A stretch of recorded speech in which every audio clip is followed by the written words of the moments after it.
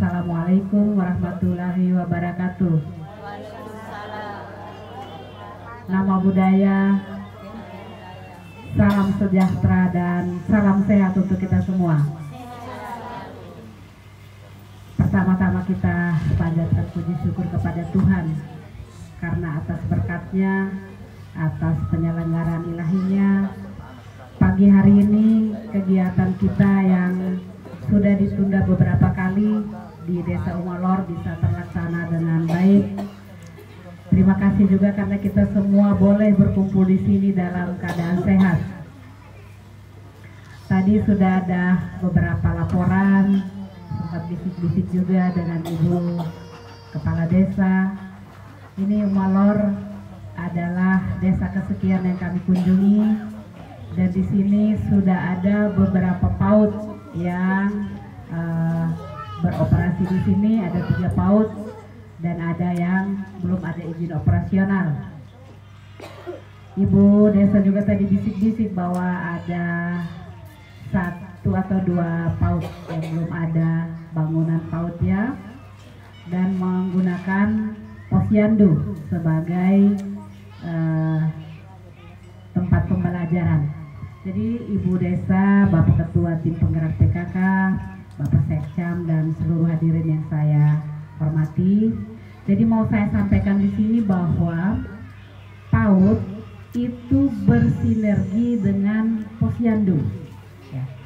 PAUD yang di dalamnya ada kegiatan posyandu itu sudah bisa kita gorengkan ke PAUD holistik integratif.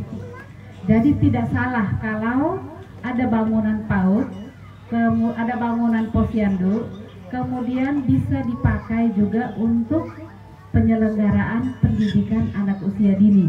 Jadi itu boleh, sah, dan itu malah memenuhi satu kualitas yang lebih tinggi daripada PAUD biasa, yaitu PAUD holistik integratif. Jadi secara fisiknya di Umalor sudah ada PAUD HI-nya, tinggal administrasinya diberesin, dibaguskan, sehingga kita bisa masukkan ke sistem portalnya, Sispena namanya, sehingga ini bisa kita jadikan salah satu PAUD yang digolongkan atau dikategorikan menjadi PAUD HI atau kita sebut dengan PAUD holistik integratif. Jadi tidak salah Mama Desa kalau ini kita jadikan juga satu bangunan ini sebagai tempat untuk pembelajaran PAUD. Sekaligus jadi pada hari penimbangan anak-anak PAUD sekaligus mereka ikut kegiatan penimbangan kesehatan. Nanti tinggal dilengkapi saja, misalnya karena ini PAUD HI itu dia harus ada syarat lainnya, yaitu kegiatan yang terintegrasi selain dengan kesehatan juga dengan P2KB P3A untuk perlindungan anak-anak, dari kepolisian untuk keselamatan anak-anak karena ini di depan jalan, ya kan. Jadi boleh ada kegiatan-kegiatan ikutan lainnya sehingga itu dicatatkan menjadi kegiatan untuk PAUD holistik integratif, ya. Jadi boleh, ini sudah bagus, malah tinggal dikembangkan saja. Nah, jadi untuk PAUD ini memang sebenarnya kunjungan kita hari ini khusus untuk melihat pembelajaran yang ada di 3 PAUD yang ada di Desa Umalor. Jadi yang pertama kita berterima kasih karena tadi anak-anak sudah dilatih dengan baik untuk hasehawaka, dan ini menjadi modal kita untuk ke depan. Kalau kita tidak mulai dari anak-anak kecil ini, maka budaya kita nanti ke depan sudah hilang. Atsene main sete gitu tadi. Itu adalah selamat pagi Detia, ya kan? Tetapi nih marena isin kanorin halu dia, kanorin halu to, itu masih rasewaka meskipun masih sederhana. Tetapi itu kebiasaan itu sudah menjadi kebiasaan yang sudah kita tanamkan kepada anak-anak sejak usia dini. Dan ini memang pendidikan PAUD bertujuan supaya anak-anak kita itu diberi pendidikan etika, pendidikan karakter, mulai dari hal-hal seperti kecil-kecil tadi. Mai ema to omai resere retene atrase ema. Hasaya hodisa dengan etika yang baik, ya kan? Hodi adat seperti seladi, ini luar biasa, ya. Jadi silakan pembina atau tutor PAUD, pengelola PAUD terus ini dikembangkan ya. Jadi bukan tan Ibu Bupati atau saya waka, tetapi dalam kegiatan-kegiatan lainnya silakan ini diteruskan ya. Nah, kemudian untuk pembelajaran PAUD ya. Pembelajaran PAUD saya sudah mengikuti selama tahun ini cukup banyak pelatihan-pelatihan, kegiatan-kegiatan yang ditujukan kepada pengelola PAUD untuk mendidik anak-anak PAUD seturut kurikulum pembelajaran, yaitu kurikulum Merdeka Belajar ya.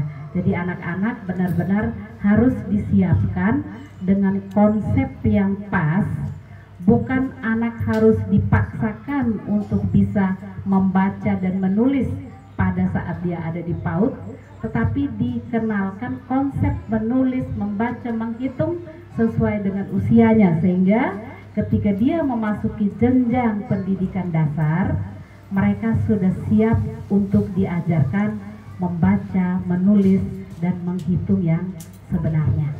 Beda, di sini kita kasih konsepnya, contohnya begini. Ada satu buah mangga, kemudian saya bagi kepada 2 anak. Nah, jadi dia satu mangga ini, anak ini sudah mengerti bahwa satu mangga dibagi kepada 3 anak. Berarti setiap anak akan mendapat tiga bagian dari satu mangga itu ya, satu bagian dari 3 itu, sehingga konsepnya 1 dibagi 3. Atau ketika kita bagikan 1 roti kepada 2 anak, dia mengerti bahwa ini 1 roti ini kenapa saya dapat lebih kecil dan lebih besar bagiannya, itu adalah konsep daripada matematika. Jadi tidak harus belajar bahwa ini setengah roti, ini 2 roti, 3 roti. Jadi konsepnya saja yang ditanamkan, sehingga itu menjadi dasar pemikiran. Nanti ketika dia masuk SD, dia mulai belajar menghitung 1 tambah 1 sama dengan 2 dan sebagainya ya. Jadi itu sudah disepakati pada saat pelatihan sosialisasi pembelajaran menggunakan dasar kurikulum Merdeka Belajar pada beberapa bulan yang lalu. Saya harap dari Kumalor ada juga yang ikut tutornya. Tutor PAUD, ya, mana tutor PAUDnya? Ya, waktu itu ikut juga.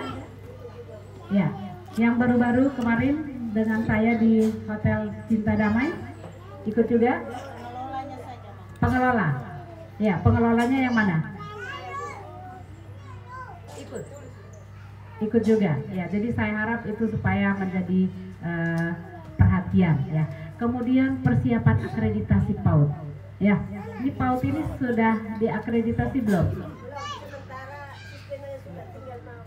Sistemnya sudah siapkan materi semua. Sementara masih siap materi-materinya. Kapan mau dimasukkan ke sistem? Sistemnya sudah selesai, Bunda. Tinggal dari. Oh, tunggu hasil. Baik. PAUD apa itu, Mama? Tua Luli, baik.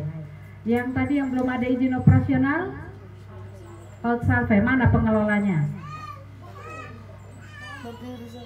Kenapa Mama belum urus izin?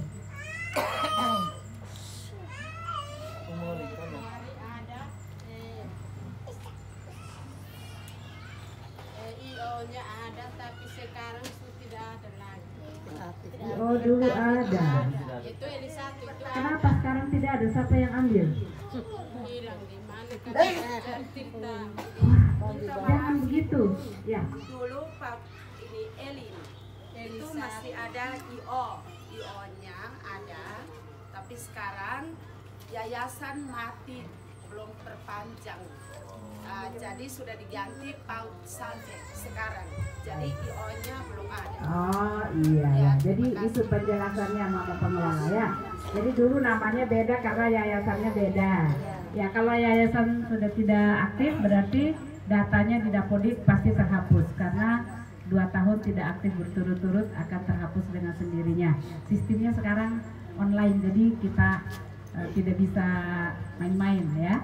Ya, jadi Mama tolong siapkan lagi berkasnya, ajukan kembali ke Dinas Pedanka untuk diuruskan izin operasionalnya ya, supaya Mama bisa dapat bantuan operasional sekolah BOP untuk